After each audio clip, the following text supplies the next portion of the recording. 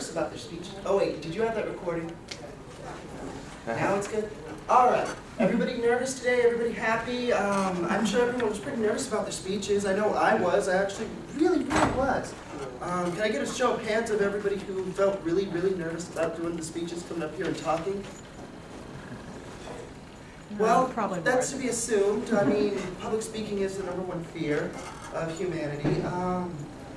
I'd like to tell you, though, there's about 6.8 million people, according to the National Institute for Mental Health, that take that unusual nervousness way beyond it. I'm talking about a disease called generalized anxiety disorder. It's not quite as televised as autism or depression, but it's actually very commonly coupled with them. I have been officially diagnosed with the disease for about 2 years now. I say officially because I was told I had the disease for much longer, I just hadn't had it treated properly. I'd like to tell you today some of the symptoms associated with it, some of the causes of those symptoms, and some of the treatments you can have that will help you feel better. I'd like to start by telling you some of the symptoms. The #1 symptom that everyone would know is, quite obviously, increased nervousness. You're going to find yourself often in unnerve-wracking situations feeling like it's a life or death situation. For example, I had a time where I wanted to adopt a cat, and the entire time before that, I would have rather killed myself than have gone to the adoption process because I was so nervous that I was not going to be good enough for the cat. Abnormal eating and sleeping. For a long time, I was a big night owl. I couldn't sleep at all during the night. I'd be too scared to wake up at night. And scared of what? I don't know. I was just really scared. So I'd sleep during the day. It was really hard on my grades.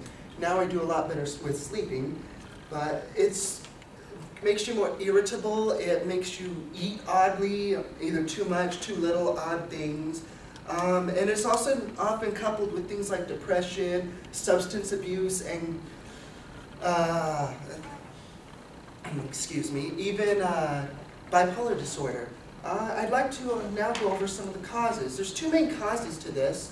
The primary cause is abusive atmospheres, either neglectful or abusive people. Defensive atmospheres, like we discussed in class, and the like, can cause increase in nervousness and a desire to perform in a way that is deemed normal by the standards of the society in which you operate. The other one, which is what I suffer from more, is the genetic side. Over half the people in my family suffer from generalized anxiety disorder. What occurs is there's chemicals that your brain produces that keeps your brain in a balanced state that my family doesn't produce quite as well.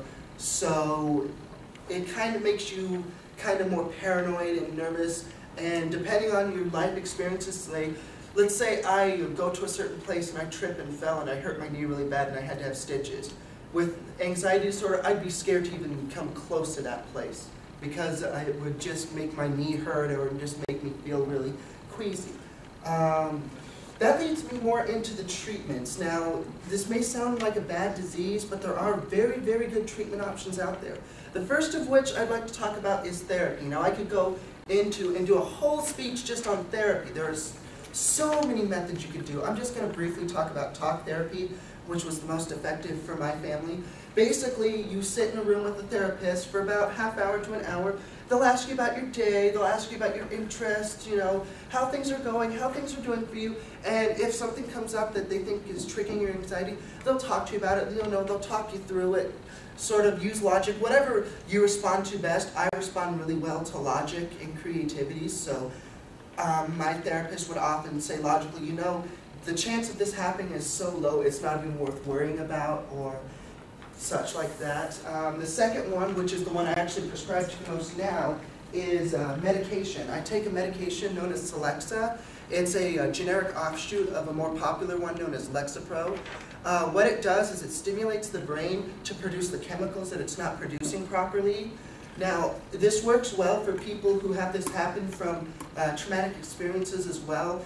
But unfortunately, because of my genetic disorder, my brain will not correct itself because it's too deep into the problem. Sometimes your brain can correct itself, like, with you going withdrawal from cigarette smoking, your brain will correct itself after a certain amount of time. Unfortunately, that is not the case here.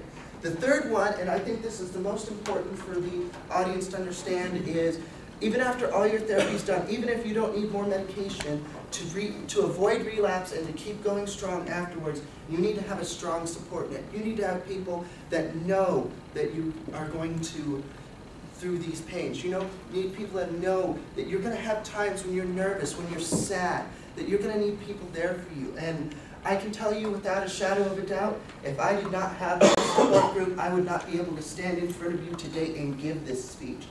In fact, it's almost twice as likely that you will recover from any mental illness if you have friends that will stay there and listen to you while you listen to your problems, listen to your woes, and stand through it no matter what happens.